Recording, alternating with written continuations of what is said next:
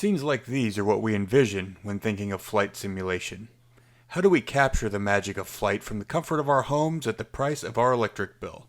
I'm Lee, and I'd like to welcome you to Flight Brothers FT. In this video, I'll discuss what I think you need to know about flight simulation in part 1 of this series. While I'll be using X-Plane 11, this is intended to be an all-encompassing video including information for P3D and Microsoft Flight Sim users alike. Welcome to Flight Brothers FT, produced by Tim and Lee. Plan the flight and fly the plan. All charts courtesy of Navigraph charts, not to be used for real-world navigation. Be sure to subscribe and explore the rest of the channel for high-quality aviation content and entertainment. What is the most important thing for a flight simulator? Well, that would be the PC, of course. Tim and I spend a lot of times, mostly on Facebook and the X-Plane and X-Plane Addict groups, but I'm sure this runs across most of the platforms. What is the most important thing you need? Well, the computer. And what's the most popular question? Will my system run it? Well, in an effort to shortcut this, I will include the specifications here and pop them up for you on the screen, include links in both the video that you're watching and in the video description below from where I got those. First and foremost, most programs will have a recommended and a minimum system requirements. We would suggest you always go with the recommended hardware requirements at a minimum. That'll give your system room to grow as you add software and upgrade, whether it be scenery or software. So at a minimum, use the recommended. If your budget allows, please feel free to go above and beyond that with better and faster RAM, a higher processor speed, or better processor, higher capacity, improved graphics card, all that kind of stuff.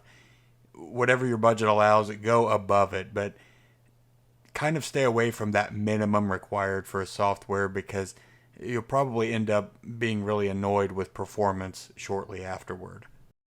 The next topic we'd like to discuss, once you know the minimum requirements that you need, then should I build it or buy it? This is going to be like kicking a hornet's nest on any PC gaming group or forum or the internet or whatever. What I would suggest is that it's up to you.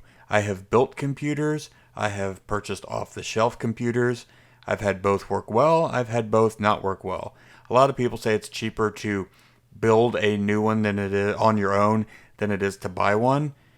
That may or may not be true, again, depending on how much stuff you're doing. If you choose to build your own computer in 6 months or a year, if you spend $500 to upgrade a video card or a new processor, then you're fine. You're only spending $500. But if you're going from having nothing to building a very good quality computer, you may end up spending more money than you need to. If all you want to do is just get in and play the sim and you're fine with mediocre and not having everything maxed out, then sometimes a quality off-the-shelf system may be better for you. It shows up in a box, you turn it on, and then you're simming. You're not having to put it together, especially if you've never done it before. Building a computer is not particularly difficult. However, some people simply just don't have the desire to ever do it, and I can completely understand that. Then there are other people who enjoy it as a hobby, and that's part of the sim. I work in electronics for a living, and I don't particularly enjoy doing work at home because at least at work I'm getting paid for it. Whereas at home I kind of just want to have that stress-free and just enjoy what I'm doing. Although that's not to turn me off. Like I said, I've done it numerous times before and probably will again here in the near future. But something to think about there. So you've selected your sim, you've built your PC, you know what you're going to do, and now what? So if you don't know how to fly, I've seen a lot of traffic in the X-Plane Facebook group of new users. Probably after the holiday season, maybe some people have decided to pick up new computers or the sim itself and then go flying. I myself, actually, and Tim, we both together have nearly or around 40 years of flight sim experience between the two of us. So when we began this, it was a long time ago. So to the new user, what do you need? So I'm going to demonstrate here in X-Plane just to give you a very brief overview. We're going to click the engine's running checkbox, If you want to come back later, you can check out other videos or learn that stuff. But we really want to get the new pilot flying. Just get them up and just enjoying the sim for what it is. All the other stuff can come later. You're not any better or worse of a sim pilot just because you can cold and dark a Zebo 737 and go fly it, or a Flight Factor 757, a FlyJ 72. We've all been there. We've all started from somewhere. So what we would like to do is take you, the new simmer, along with us.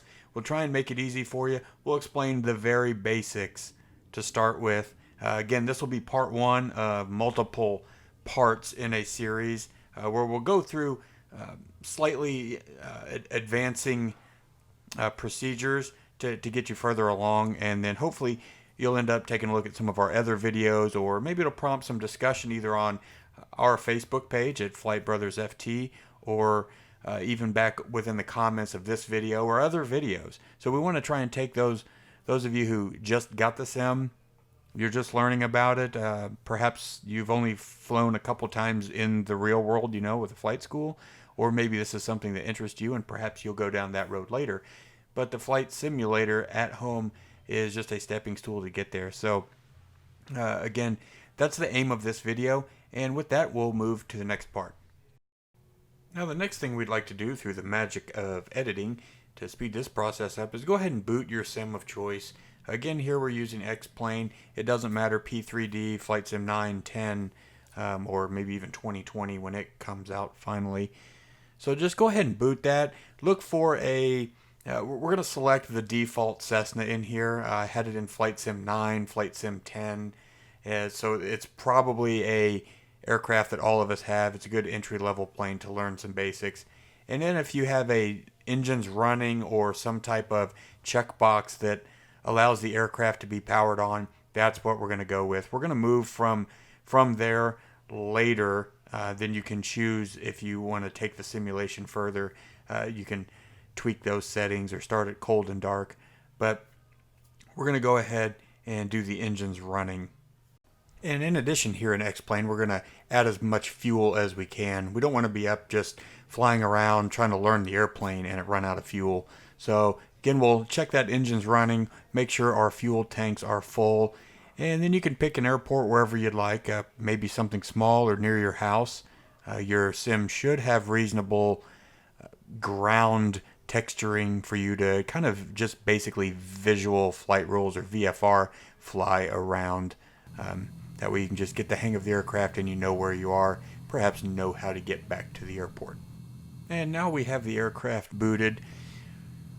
A couple of things we're going to address here. Number one is a lot of times the yokes will move out of the way, so there may be a click region on the yoke or your control stick there in front of you. And your parking brake. Always look and see where your parking brake is configured. It may be a button on your keyboard. You might be able to configure it to a joystick if you have one of those. Here we'll hide the yoke. You've got some lamps and stuff here, some switches, some basic features, but we want to make sure that the parking brake, you know where that's at, because even if you land, you can hit the parking brake, it'll bring you to a stop. And on the Cessna here, it's down. If we hide the yoke, it's this handle right here in the middle.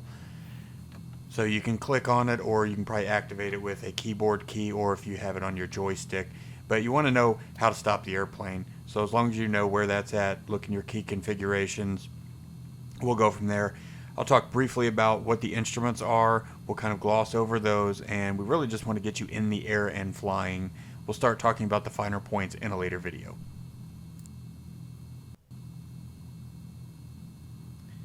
And many sims will have your setups and controls for your joystick, should you have one of those.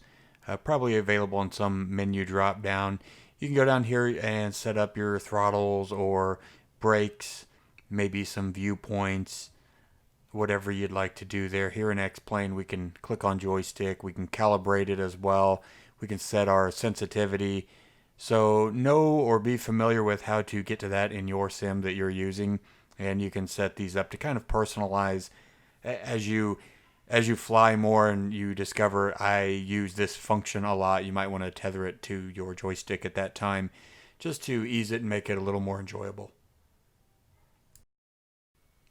Instruments. We're going to focus on what they call the pilot's six-pack here, and we'll highlight that in red. The top left will be the airspeed indicator showing our speed through the air, our attitude indicator showing how we're positioned vertically and how we roll.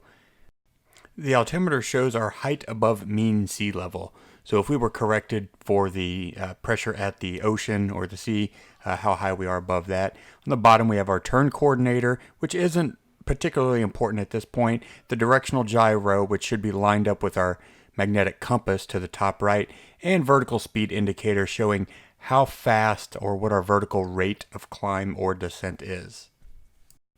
And also highlighted in yellow here will show our temperature gauge, our clock, which is the top left, our fuel gauges on the far left there, both left and right tanks, and our tach showing how fast our engine is rotating.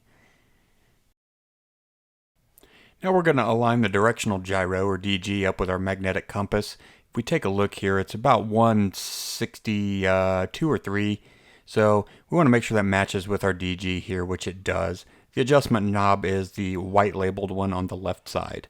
The right side's our heading indicator, and that's more for our autopilot, but it's also good for a mental reminder. With the M key here in X-Plane, we can pull up the map. We'll take a look at our elevation here, and you can also get weather. You can see our 1478, that's our MSL, that's the airport's altitude, even though we're at ground level. And our altimeter is reading 2992. So we're going to set our Kalsman window up in the altimeter to 2992, and our altitude that we should see indicated on it, even though we're at the ground, should be what that what our map showed there, the 1470 feet I think it was. This would be the altitude that's published on any charts or maps. Also here we can pull the ATIS information in X-Plane, or you can dial up to the ATIS frequency on your comm radios. If you're new pilot, you may not want to fly with real world or updating weather. You can simply select clear skies, unlimited visibility, and go learn the airplane. When you start wanting to add that challenge of clouds and how that interfaces and the winds, that's something you can choose to do later should you desire to do so. Now we're taking the aircraft to the departure end of the runway. This is called taxiing, and we're moving it down a piece of tarmac called the taxiway. The taxiway and the runways make up the airport. I'll be making a video about that, airport signage and navigation, a little later. It'll probably be part of this series.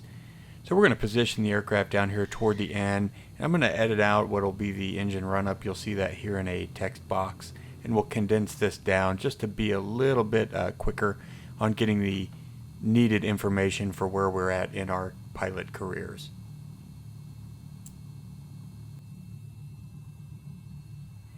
And here I'm just doing a final check of my directional gyro and adjusting my heading bug here. This is all not important for where you're at. We've completed the before takeoff checklist, as you can see here. I'm going to edit that out. One of the things I want to talk about here, and this is a recurrent thing that we've seen on different groups and message boards, a lot of people complain about the aircraft's position, or they ask the question, does your airplane, or why does my airplane turn to the left? Well, this is due to physics and aerodynamics of the rotating propeller and its effect on everything. So if you get out here onto the runway, just advance the throttle. As you can see here, the airplane's naturally wanting to pull to the left a little bit.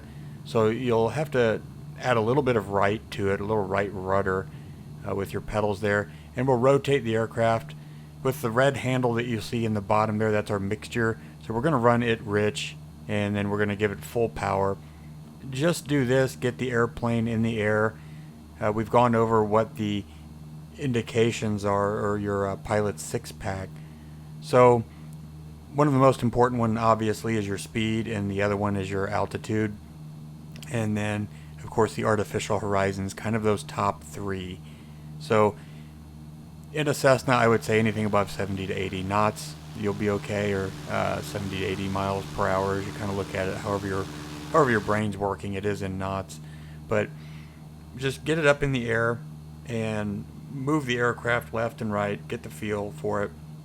I'm going to try and edit in some images here that kind of show what we're doing as we're doing it with the video. So hopefully it'll help you visualize what you're seeing.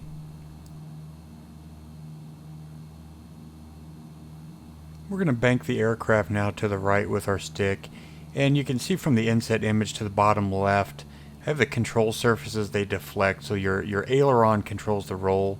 The one on the inside of the turn, or the downward one, will actually deflect up, and the one on the outside will deflect down, causing the aircraft to enter the bank. This works the same for both left and right.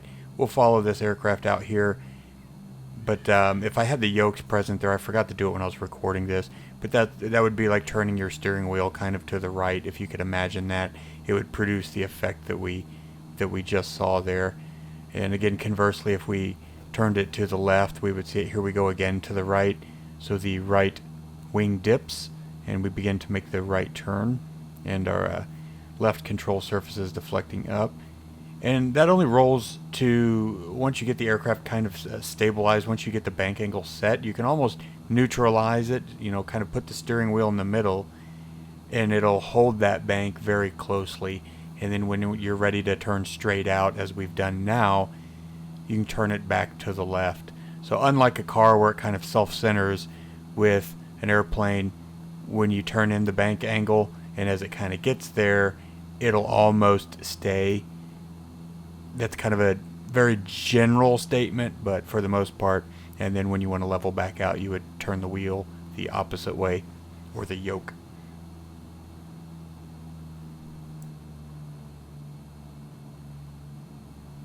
The one I'd like to draw your attention to again here is the top left, the airspeed indicator. The important thing that we really want to focus on here is what we call V&E. It's the red line. Any speed over that is dangerous to the aircraft, and it could break. Now, if you have realism settings turned off or disabled, that won't be a problem to you. However, if the airplane goes too slow, it'll start to fall out of the sky. But on the top end, if you go too fast, you could also damage it. So if you don't have that modeling turned on, it's not really anything to worry about. But really, we want to get you to operate the airplane probably between about 80 knots, and 100 is going to be pretty common. If you push the stick forward and you go down, you start descending, you'll gain speed. So you might be able to hit 130, 140, maybe even 150. But those are the kind of speeds you want to keep you in. Just get the aircraft up, fly it around, maybe look at some external cameras like we are now. Move the stick, just kind of get the feel and understand of how the airplane moves. And then all of these physics of flight, how you input it, how the control surfaces move, they're the same whether you're on this airplane here, the default Cessna, which I believe all the sims have, or more advanced airplanes, fighter aircraft, and even DCS. Here we'll pull the stick back really hard, and we'll just kind of ride it out here. And I'm holding it to bleed off the airspeed is really what I'm doing.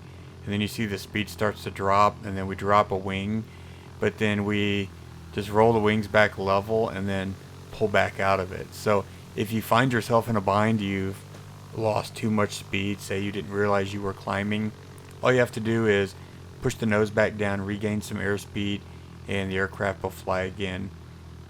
Here I've continued to hold it off there. We get the drop again. This airplane drops and rolls a lot more than the V-Flight Air Cherokee.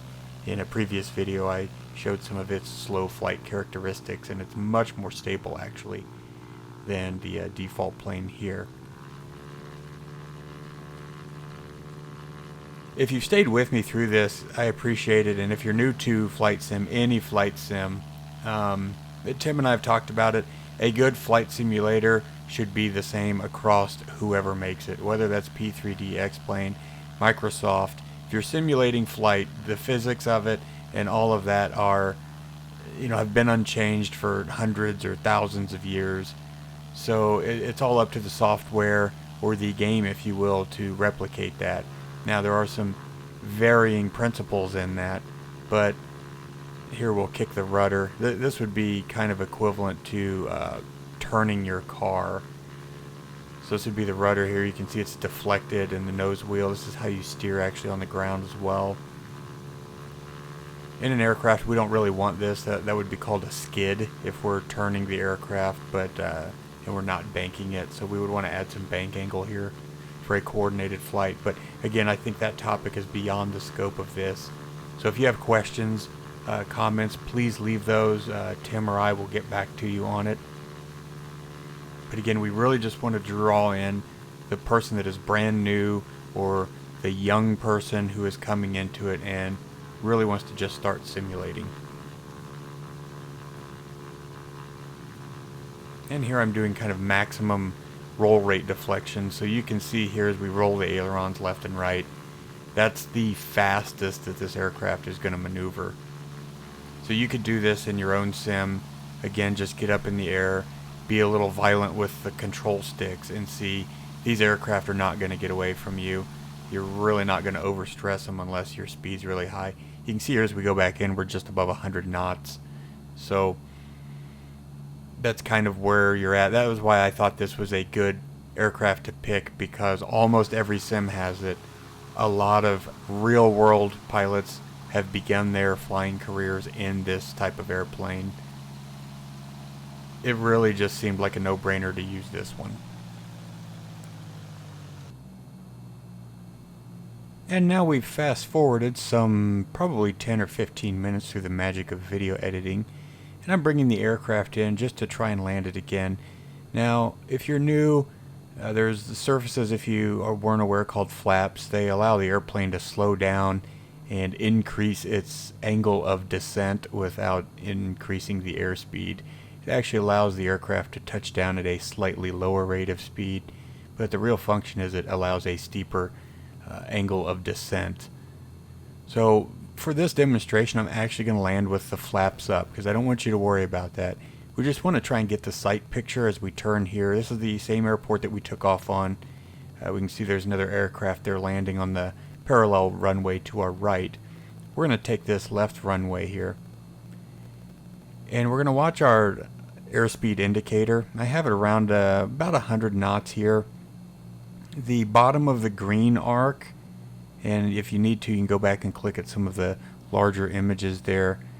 The bottom of the green arc is where the airplane will stall or stop flying with the flaps up in a clean configuration. The bottom of the white arc is its stalling speed in a landing configuration, which usually would require most likely full flaps, but possibly at a position slightly less than that.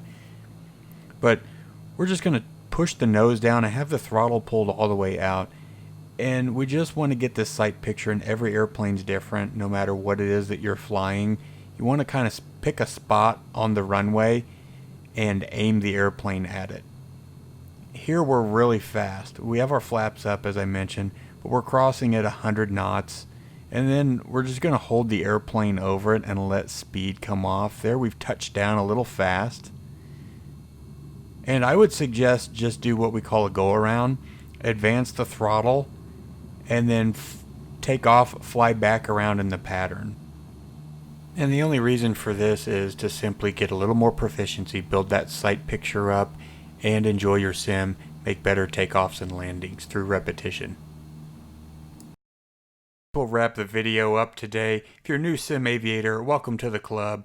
Hopefully you found us. Hopefully you found that this video is informative for you. If you're an older sim aviator, hopefully we've spoken true on everything here to help share and grow the community.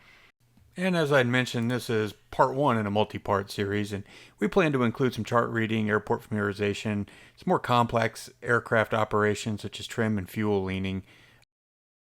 Additional videos may include autopilot and navigation systems. So what do you think is important for new sim captains to know? Please share in the comments below, and from Tim and I, I'd like to thank you for stopping by, and as always, plan the flight and fly the plan.